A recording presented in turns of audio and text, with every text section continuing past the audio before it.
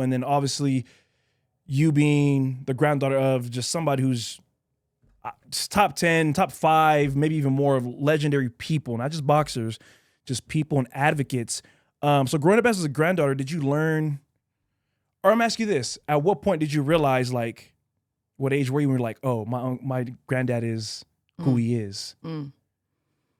That's a great question. Growing up, to be honest with you, when I would be with my grandfather, it was just my grandfather. Yeah. We would go to his house either in Michigan because he has a farm in Michigan, or he did in Barron Springs. So I would just go there, hang out with him, hang out with the family. I would go to his house, right, in Arizona sometimes too.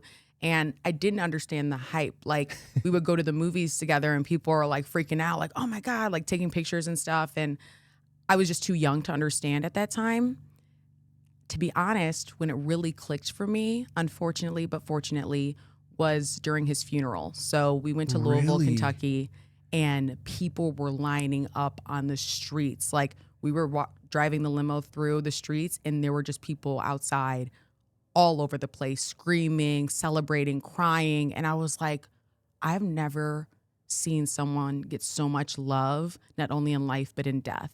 And that's when it really hit me, like, wow, he has carved away. And I learn every day, to be honest. Yeah. Like, I still have conversations with people when they find out, they're like, oh, I got to tell you how he impacted my life. And like, every day I'm just getting another understanding of how big of his impact was on the world.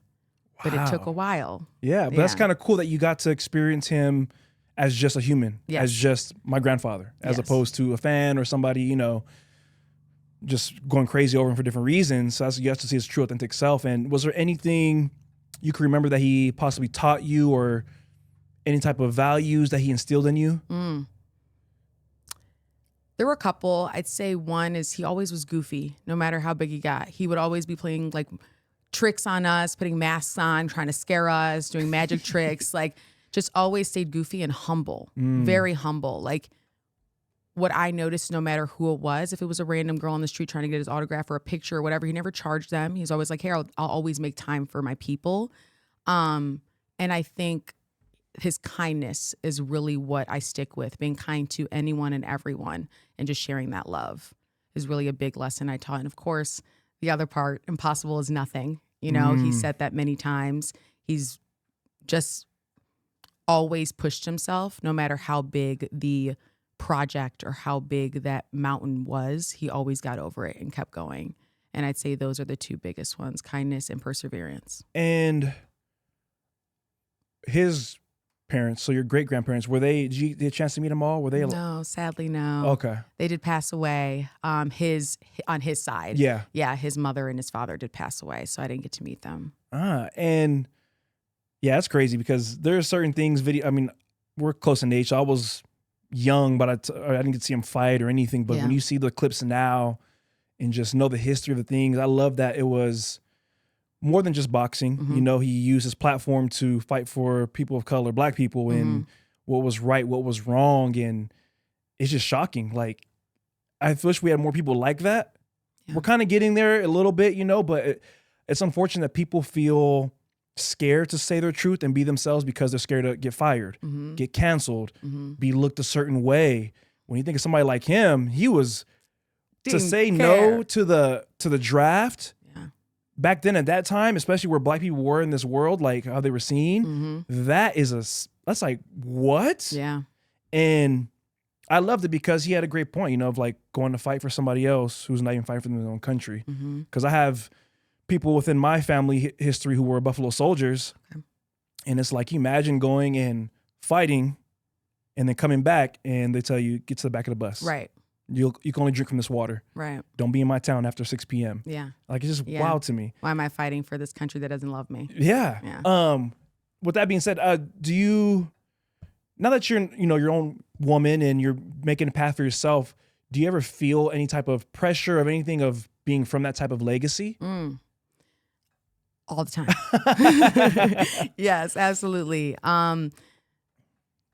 Being a part of that legacy, honestly, when I was younger, we were always taught, you know, with this title, with who you are, you have to show up a certain way. You have to carry on his brand, his legacy, show up like where you're still continuing what he started. And that is a lot of pressure. He changed the world. He shook up the world, man. 100%, like I 100%. do that with my platform. But and so there are times where I kind of had to like take a step back and be like, okay, even though I can't necessarily do exactly what he did, the impact he had on the world, I can have an impact every day by doing little things that he believed in. Like you mentioned, hyping up the Black community. Yeah. As part of LinkedIn, I also am part of the Black Inclusion Group, which is an employee resource group at LinkedIn with just the Black community. And I lead the whole month of February for Black History Month of a way to just celebrate and highlight amazing Black people who live today and from the past. Yeah. And I do have a certain connection to the Black community of like, how can we hype our people up?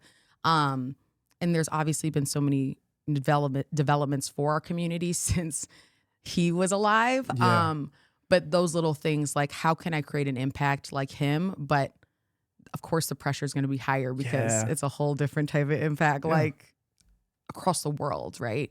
But it is a blessing to have that as like my goal, right? To at least have something that almost feels tangible in a way, like never settle for less. He was able to do this. So you can always grow and make a bigger impact. Yeah. That's amazing because a lot of what he did gave people like you, like me at our age, the freedom of the speech we want and to do a lot of the things because he stood for something. And that's another thing too, man. I wish more people these days stood on their word and cared like that. Your word carries a lot. And like I said in the intro, like you can't allow others and what society thinks push you to be like, oh, it's okay to do something you really don't want to. Yeah. And whenever I see clips of him, that's some of the coolest things I see. And then obviously the charisma and just talking that shit, but also backing it up. Yep. You know, that's the crazy part. He'll talk shit and then beat you up. Yeah. And then the other person of the family, I mean, I think was famous, what I knew of was his daughter, Layla. And that's your aunt? Okay. And are you guys still in connection? You talk to her, see her? Yeah. So unfortunately, we haven't seen each other like much in the last few years. Just like honestly, space, like she lives in a different city and, you know, it's just hard, you know, as you get older, family kind of separates, but she's amazing. She's so inspiring. I wish she was fighting now where female boxing is so much more popular than it was during her time. But no, unfortunately we don't connect as much, but I do, you know, try to reach out when I can, you know. Okay. And then, so is it your mom that's her sister? Yes. Okay. So your mom's your sister and then you're the oldest of? All the grandkids. Really? The oldest grandkid? Oldest grandkid. The first one? Yeah. Oh, wow. Yeah. So you really carrying the torch first. They're looking at you like, Nadia, yeah. come on. Right? I'm like, don't look at me now. I'm just human cell too. And with your name, do you automatically get asked when you meet people the first time or anything? Do they already like think about it and like, are you, you know? You know what's so funny? I did much more when I was younger. Okay. As I'm getting older, I think the last name Ali has become more common. Yeah. That not as many people ask. They would look me up and then be like, oh, wait, I saw some kind of relation here. Or sometimes I'd get it here and there. Like if I'm at the store and they see my car, they're like, oh, are you related in any way? Yeah. And it's always tough, right? Because I'm like, do I tell them? Because like, then they're going to treat me different. Like it's always a battle, right? And it'll be like, before I would always say no. I started to learn to say yes. Nice. And tell the truth, just because it's like you might change somebody's day. They might be a huge fan and just that interaction with you made them feel important. And also I shouldn't shy away from the truth, right? So yeah, but I do get the question still, not as often as I did when I was younger. Do you ever feel or get, I don't want to say used, but do you ever feel people are trying to make connection with you or get close to you just based off the family you're from? I've seen it more with my mom and my aunt just because of the direct daughters, that makes sense. Okay. With me, I've only seen it maybe like within the boxing industry where it matters, you know, where I'll see like people like, oh, I want to be really close to you because of just the name and they're trying to make a name for themselves, right, in that industry. But I'm like, I can't help you much. Just knowing me isn't going to help you. But you gotta prove it, right, in the ring. But yeah, no, mainly I'd seen it mostly with the direct children. Do you think with being the eldest sibling, do you think that's like helped you develop any type of leadership or any things like that? Absolutely. Really? Absolutely. I I've been told multiple times I'm a natural born leader. Okay. I do think it does. Are you an Aries? No, I'm an Aquarius. Oh, your birthday's coming up. What day? February 9th. Okay, Yeah. BLM, Black History Month. Let's go. Exactly. It was meant. But yeah, no, I definitely think that I was a natural born leader. I notice it every time, like when I'm leading in LinkedIn with the employee resource group I told you about. If I'm doing even like client calls, I just notice that like when I was doing sports, right? I just noticed it naturally does come out to like kind of lead the pack in a sense, and pave my own way. It's kind of funny though, because even though I'm the oldest, everybody kind of took what they needed from me in a sense, like lessons, and went their own route. That's amazing. And it's beautiful to see that, right? Because like I went into the corporate space, but you see Biagio and Nico are in the fighting space, MMA and boxing. And then my sister is going in psychology. So like they found, I'm glad that I was the first to be able to pave the work hard, graduate from college, you know, if that's your dream, right? But as long as you know that you can do anything and set your mind to it, I feel like that's kind of what trickled down for them. Impossible is nothing.